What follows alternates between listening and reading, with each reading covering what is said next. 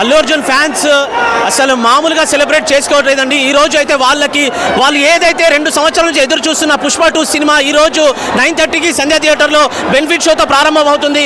వాళ్ళ ఊపు వాళ్ళు అసలు తగ్గేదే లే అని చెప్పేసి అంటున్నారు.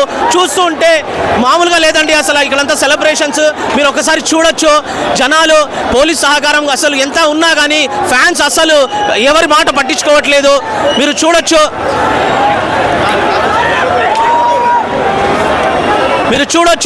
ఫ్యాన్స్ ఏకతాయిగా అల్లు అర్జున్ కోసం ఎదురు చూస్తూ ఉన్నారు.